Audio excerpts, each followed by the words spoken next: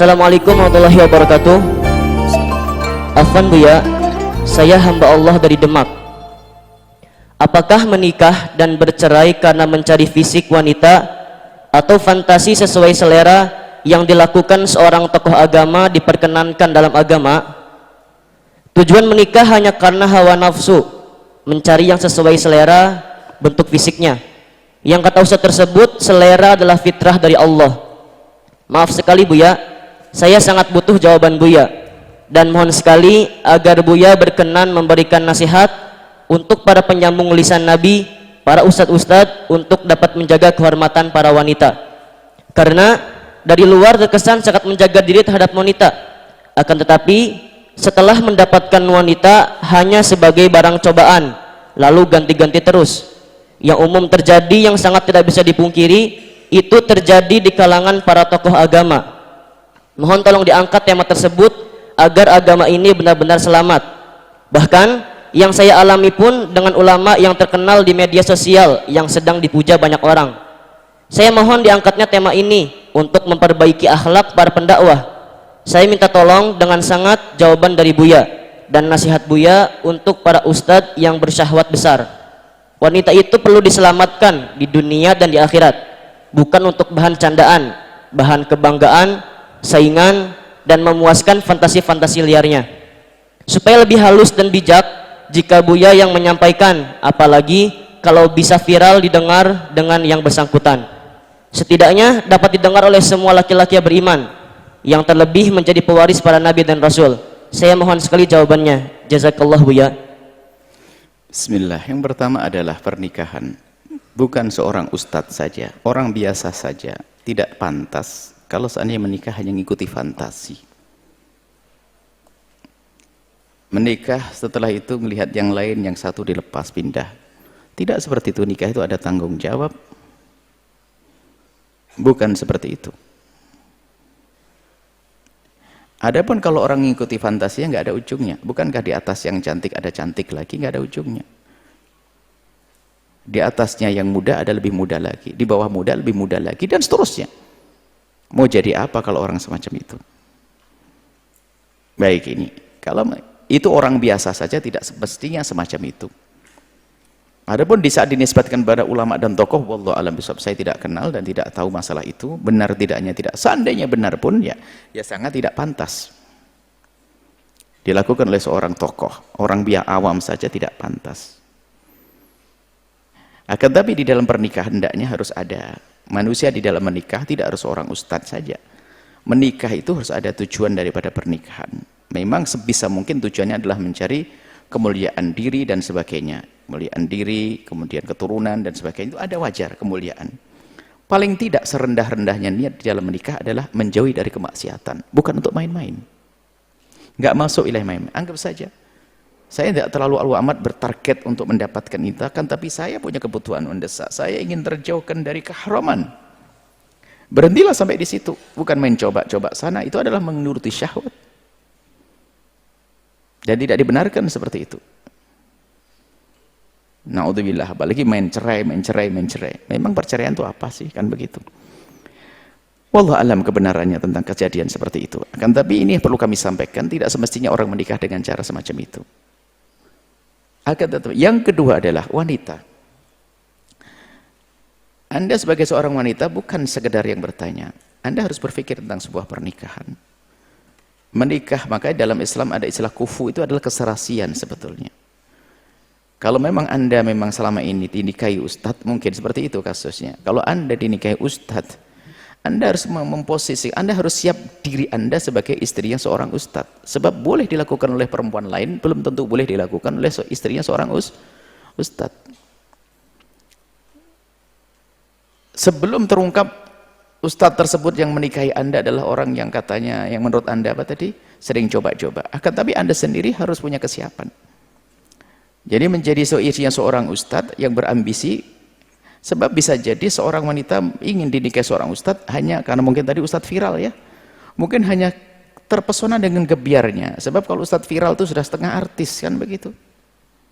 Sementara artis kan tidak semuanya jelek, ada yang baik. Beberapa waktu yang lalu kita juga ada acara dengan bersama para artis kan. Maksudnya gelar semi artis itu menjadikan orang terpesona. Jangan-jangan melihat dari sisi kemasyhurannya, lalu mau dinikahi oleh ustadz tersebut, maka sebenarnya Anda sendiri yang telah masukkan pada jerat karena Anda bukan niat yang baik. Atau mungkin kalau ustadz itu sukses, ustadz yang terkenal lalu sukses dunianya, mungkin membidik sisi itu juga, Anda juga salah. Maka wanita harus waspada di saat Anda menikah, jangan sampai cita-citanya, harapannya adalah hanya sekedar prestis, gaya, gengsi dan sebagainya, atau kekayaan, akan direndahkan nanti. Jadi menikah difikirkan betul tentang tujuan kemuliaan. Sebab menikah bukan hanya seminggu, sebulan, 2 bulan, ada harapan di balik itu. Mungkin ada keturunan yang diharap, ada macam-macam kebaikan yang panjang.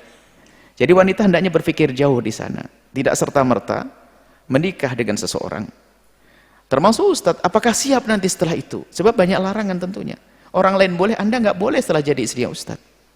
Banyak larangan, kenapa? Nah, di saat Anda belum siap begini, kalau tiba-tiba Anda masuk, bisa jadi ini menjadikan ustadz tersebut menjadi tidak nyaman dengan Anda, karena Anda, mungkin ustadz tidak banyak tuntutan. Akan tapi mungkin ada beberapa akhlak, perilaku yang harus dituruti, bisa jadi karena Anda belum siap, Anda tidak menuruti, dan itu menjadikan beliaunya akan menjadi ragu-ragu melanjutkan dengan Anda. Atau menjadi sudah mulai hilang rasa kagumnya kepada Anda. Jadi Anda harus punya kesiapan di sini. Bahkan kita menemukan orang-orang mulia, kita kalau mendengar petua orang-orang mulia, merindukan beliau punya pasangan itu memang betul-betul pasangan yang mendukung. Sampai kalau kita melihat ada pesantren di Jawa Timur itu, lihat seorang istri yang beliau adalah orang kaya raya, dinikahi seorang ustadz yang dia tidak punya apa-apa, meleburkan kekayaan untuk perjuangan sampai menjadi pondok yang sangat besar di Jawa Timur sana. Jadi bukan mencari apa, tapi memang niat berjuang, karena memang saya menikah dengan pejuang, maka saya pun harusnya membantu perjuangannya. Kalau memang Anda punya niat semacam itu, akan ketemu judulnya. Tapi kalau Anda hanya ingin numpang kesenangan di balik ketenarannya, bisa jadi Anda terpuruk, dan beliaunya menjadi tidak tertarik dengan Anda, karena mungkin langkah-langkah perjuangan terganggu. Mungkin seperti itu. Tapi ini kisahnya adalah ustadz yang katanya nakal tadi, suka coba-coba. Seandainya itu benar, maka itu pengalaman pertama bagi Anda dan yang terakhir. Kemudian setelah itu Anda menikahlah dengan laki-laki yang baik, dan tidak usah terlalu takut dengan ustadz. Jangan dianggap semua ustadz sama. Mungkin kasusnya dengan kejadian Anda, tapi kalimat Anda sudah Anda katakan beberapa atau banyak ustadz, para ustadz ini juga perlu, ini khawatir semoga diralat. Kalau memang ada banyak ustadz yang semacam itu, ya kita istighfar dan semoga Allah memberikan petunjuk selagi mereka adalah ustadz, semoga Allah berikan bimbingan, semoga Allah ampuni dan seterusnya. Jadi bagi wanita hendaknya waspada di saat Anda menikah. Ternyata terpenting bukan sesaat, ada jangka panjang. Abadinya sebutan di hadapan Allah nanti. Juga abadinya keturunan dan seterusnya. Itu kan ada makna, bukan sekedar kekayaan saat gebiar sesaat. Baik, kemudian di saat terjadi perpisahan antara seorang ustadz dengan istrinya, perpisahan seorang ustadz dengan istrinya, kita tidak tahu sebabnya, kita tidak boleh masuk ke wilayah tersebut. Dan biasanya semua orang yang bercerai ini, jika tidak dibekali dengan iman dan takut kepada Allah, dia akan punya cerita berbeda. Pernah suatu ketika ada kepada kami cerita seorang laki-laki, suami, setelah bercerita, menceritakan tentang istri yang Masya Allah, dengan sejelek-jelek cerita. Akhirnya memang istrinya merasa risih dengan itu semuanya, akhirnya ngadu kepada kami istrinya, akhirnya coba suaminya, mantan suaminya dipanggil. Rupanya apa, setelah dipertemukan, karena ada anak-anaknya, tidak sejahat itu, cuman karena orang cerai itu ada marah, lalu omongannya berlebihan. Ini juga bahaya sekali. Jadi kalau Anda dengar berita miring tentang seorang ustadz, kalau dari mantan istrinya, awas, waspada. Atau tentang berita miring tentang seorang perempuan dari mantan suaminya, entar dulu, jangan gampang dong. Anda harus waspada, dia punya kisah sendiri, lalu kisah itu retak. Maka bisa mencari pembelaan, menghibur diri, lalu bercerita yang tidak benar. Ini harus waspada. Ingat, jika Anda mendengar seorang laki-laki bercerita tentang kejelekan mantan istrinya, jangan mudah percaya. Karena apa? Ini mantan istrinya. Mungkin tertanam dendam yang tersembunyi di balik itu. Atau istri yang menceritakan kejelekan mantan suaminya, hati-hati, jangan percaya. Kalau kami nggak akan mudah percaya kalau saya mendengar dari dua-duanya.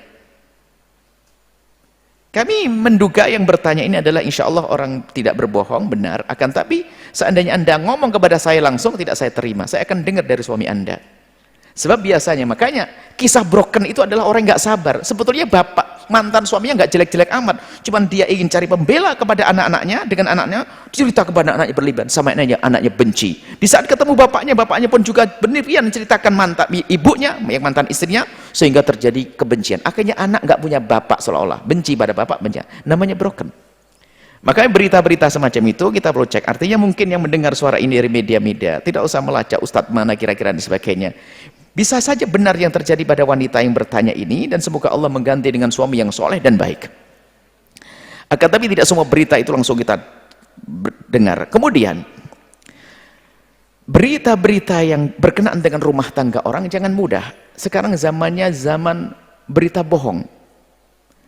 Kalau nggak ada ustadz coba-coba dan sebagainya, apalagi ustadznya mendakwakan mengatakan bahwasanya oh senang dengan perempuan cantik kan fitrah. Kalau Anda mengatakan begitu untuk pembenar perilaku, salah. Tapi kalau semua orang berkata, kalau kita katakan semua laki-laki kalau dengan wanita cantik ya mengakui, semua perempuan kalau dengan laki-laki ganteng baik ya ada, cuman tidak semua yang cantik lalu diambil, kan begitu. Anda wanita yang solehah ketemu laki-laki ganteng-ganteng teng-teng-teng, apakah Anda langsung mengambil dia? Juga tidak. Semua ada rambu-rambunya. Bukan berarti ini fitrah, kalau saya sedang cantik kan fitrah. Ya juga salah kalau ada berhujjah begitu. Nah, istri saya kan saya pengen yang cantik lagi, ya tidak dibenarkan kalau begitu. Kalau seandainya benar ada ustadz semacam itu, sangat tidak pantas. Akan tapi kami menduga bahwasanya bisa saja ini kesalahpahamannya. Ustadznya pun tidak seperti itu. Hanya mungkin Anda punya masalah sehingga Anda punya komentar yang lebih. Kemudian mungkin juga ustadz melakukan yang demikian, tapi jangan dipukul rata karena Anda tidak tahu beritanya orang lain. Tidak semuanya sama. Anda yang bertanya, tapi tetap kami doakan Anda yang bertanya diberi oleh Allah setelah itu suami yang baik. Jika seandainya benar mantan suami Anda seorang ustadz yang viral di media sosial lalu coba-coba, lah ini dari mana Anda tahu mantan suami Anda suka coba-coba? Jangan-jangan informasi dari orang, sebab antara ustadz dengan ustadz sekarang ustadz juga bahkan bahan juga untuk obrolan viral-viralan begitu. Dari mana Anda tahu kalau memang mantan suami Anda itu adalah suka coba-coba perempuan? Kalau ada perempuan 5 ngadep kepada Anda belum tentu benar kok. Akan tapi jika ada laki-laki seperti suami Anda, mantan suami Anda jelas salah, tidak dibenarkan. Kami himbau kepada para asatid harus waspada dalam hal ini. Jangan main-main urusan agama ya. Kemudian para wanita waspada. Kemudian Anda di saat melihat menangkap sebuah perceraian, Anda kalau belum tahu yang sesungguhnya, Anda tidak boleh langsung berkomentar perceraian seseorang. Itu bukan urusanmu, urusan mereka berdua. Bahkan kadang ada sebuah alasan yang nggak boleh diungkap oleh seorang wanita. Mungkin suaminya punya kesalahan besar sehingga seorang wanita minta cerai, urusannya dengan Allah. Seorang wanita minta cerai, pokoknya saya harus cerai, saya nggak mau. Apa sebabnya? Saya tidak bisa cerita. Mungkin aib, mungkin satu sifat yang nggak bisa. Perendahan. Kenapa? Mungkin suaminya merendahkan sang wanita tersebut, mengatakan begini, cuman wanita nggak kuat, nggak mungkin saya dikit menyangkut nama bapak saya dan sebagainya ini. Cuman saya pun tidak boleh bercerita, takut nanti terjadi permusuhan. Hanya aku tidak kuat, aku minta cerai. Ada alasan syar'inya. Seorang suami pun di saat mencerai seorang istri, Anda tidak usah ikut-ikutan. Yang jelas kalau mencerai atas dasar kezaliman ada urusannya dengan Allah. Bisa jadi dia mencari ada sifat istrinya yang menjadikan dia tidaknya. Mungkin dia itu istri yang tidak wallah alam sebabnya apa? Kita tidak mengerti tentang sebab seorang suami mencerai. Jadi maksud kami adalah ini, kami ingin cermati semuanya. Dari yang ustadz yang viralnya tadi, hendaknya waspada, kalau betul Anda melakukan, berhentilah. Kemudian yang mendengar, jangan gampang percaya dari mana kisah kalau dia suka coba-coba. Kan coba-coba kan nggak bambang, apalagi ustadz viral, kan begitu. Coba-coba ini, kan bakal tahu juga. Bagaimana yang tahu hanya Anda saja, yang lain tidak tahu, kan begitu. Kemudian Anda sebagai wanita dan yang seperti Anda hendaknya waspada dan semoga Anda dimuliakan oleh Allah Subhanahu wa taala. Kemudian bagi kita semuanya, Anda jangan usil urusan pribadi orang, rumah tangga orang. Dulu pernah ada ustadz cerai langsung komentar macam-macam dan sebagainya. Kita tidak tahu apa yang terjadi. Jadi mungkin perceraian sangat syar'i sekali. Bahkan orang hebat, orang baik nggak akan banyak cerita karena banyak hal yang tidak bisa diceritakan. Biarpun bukan aib, akan tapi satu sifat yang beda bisa. Mungkin seorang istri nggak bisa karena suaminya nggak pernah menjalankan syariat Nabi Muhammad, mungkin, atau macam-macam. Jadi intinya dari semuanya hendaknya belajar, dimulai dari ustadznya tadi, kalau memang betul ada, ayo tobat ya. Kemudian yang mendengar berita itu jangan gampang percaya, mengatakan orang melakukan coba-coba ini kan menilai orang dengan kezaliman. Kemudian jika benar ada, yuk kita doakan Anda sebagai wanita yang hati-hati, waspada. Kemudian secara umum jika Anda mendengar berita tentang sebuah keluarga, jangan gampang ikut-ikutan. Anda tidak tahu apa yang terjadi, perceraian dan sebagainya. Itu yang ada di mahkamah. Kadang mahkamah pun mereka menyembunyikan. Dia hanya ditulis bahwasanya istri saya begini dan terbukti, tapi ditutup, jangan ceritakan. Itu hanya mahkamah doang yang tahu. Nggak boleh disebar kemana-mana. Ada suami begitu, suami mulutnya suka mencaci orang tuanya, atau mencaci dia, atau tidak menghargai sang istri. Istri nggak kuat dengan demikian, sah dia. Oh nggak kuat kok.